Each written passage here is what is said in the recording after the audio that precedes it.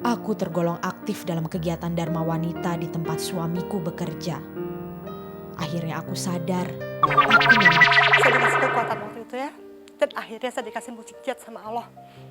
Doa-doa saya dikabulkan. Bahwa anak ini ingin sembuh. Mulut dia sendiri. Saya ingin sembuh, Ma. Saya nggak mau di Jakarta. Aku tergolong aktif dalam kegiatan Dharma Wanita di tempat suamiku bekerja. Akhirnya aku sadar, aku memang tidak selalu sempat untuk mendengarkan semua keluhan Bian. Aku sering meninggalkan anakku. Padahal kondisi Bian membutuhkan pengawasan dan perhatian yang lebih dariku. Dengan terpaksa aku tinggalkan semua kesibukanku, berusaha untuk kembali mendekati dan merangkul anakku Bian. Waktu itu juga saya masih sempat kerja. Masih sempat ada perusahaan. Saya sama teman saya berdua. Saya juga masih ada organisasi yang saya masuki. Waktu itu saya memang agak sedikit aktif. Tapi waktu itu memang betul-betul saya cut habis. Saya tidak mau pas bersamaan memang waktunya dengan resesi waktu itu ya. Jadi memang saya sendiri agak sedikit sulit untuk mendapatkan barang-barang. Itu agak sulit karena memang tiap kali membeli barang harus cash and carry. Jadi dan juga pas kejadian Bian seperti ini membutuhkan uang juga dana banyak. Saya lebih fokuskan ke penyembuhan anak saya ini gitu ya. Saat Bian terlilit hutang dengan para bandar narkoba, akulah yang memberanikan diri untuk menghadapi bandar tersebut. Aku pun melabrak para bandar itu satu persatu. Kemarahanku pada bandar-bandar itu mengalahkan rasa takutku pada mereka. Jadi selama sampai akhir tuh saya udah mendatangi 7 orang bandar, tapi 2 orang itu yang nangis lah. Tapi sesudahnya yang ketiga, yang keempat, kelima sudah itu udah saya udah kayak preman itu udah berubah, saya pun berubah, saya pun langsung berubah aja dah. Pokoknya gimana caranya saya memang harus, nggak mungkin saya menghajar bandar, tapi saya harus mengangkat anak saya dari situ gitu ya. Aku menjadi sangat protektif terhadap Bian karena ia seringkali berbohong untuk mendapatkan putau. Namun aku tidak mau Bian merasa dirinya adalah seorang penjahat. Ia akan protes dan marah besar jika aku terlalu mencurigainya.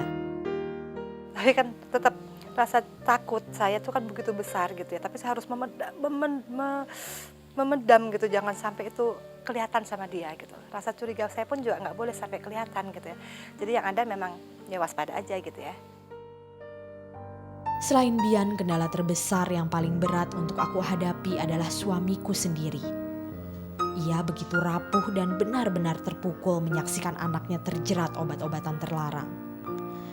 Padahal saat itu aku sedang membutuhkan dukungan besar untuk menolong Bian keluar dari masalahnya. Aku benar-benar berjuang dan menanggung semuanya sendiri.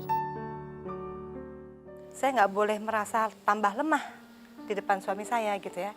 Karena ini kelihatannya kok suami saya lemah sekali sama anak-anak gitu ya.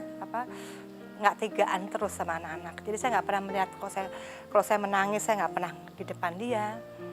Yang saya lihatkan adalah ketegaran diri saya aja gitu ya untuk menghadapi si anak ini. Jadi ketegaran terus yang saya lihatin ke suami saya ini. Peristiwa Bian terjerat narkoba bertepatan dengan krisis moneter yang melanda Indonesia. Padahal aku butuh biaya yang tidak sedikit untuk detoksifikasi Bian. 2 buah rumah dan beberapa mobil kami jual demi menyambung kelangsungan hidup kami dan biaya pengobatan anakku. Sudah habis-habisan gitu, sudah tidak bisa ngapa-ngapain lagi. Mobil sudah kita jual, apa-apa kita jual lah pokoknya yang memang tapi saya nggak berpikir ke arah situ karena itu memang harta ya, yang memang insya Allah akan kita cari lagi. Tapi yang penting bagaimana cara anak ini terangkat dari lembah itu deh gitu loh, dari tempat itu gitu ya. Berulang-ulang kali detoksifikasi dilakukan, namun Bian tetap saja kembali memakai putau. Sampai akhirnya aku memberi ultimatum keras kepadanya. Aku akan menghajar dia jika ia kembali memakai narkoba. Dan terbukti Bian kembali mengkonsumsi putau. Saat itu aku menepati janjiku. Aku memukul anakku Bian. Tapi memang sempat saya memang waktu itu pukul dia. Saya bilang, kenapa mama pukul kamu? Karena harus saya bilang gitu. Karena mulut mama sudah pernah ngomong di depan papa. Kalau kamu mengulangi lagi, ingat ya Pak ya, saya akan pukul dia. Saya bilang gitu. Sekian lama aku tidak pernah memukul anakku sendiri. Ada perasaan lega setelah aku memukul Bian. Walaupun berat aku lakukan juga. Aku harus membuat dia mengerti bahwa aku bisa bersikap tegas dan konsisten dengan janji-janjiku.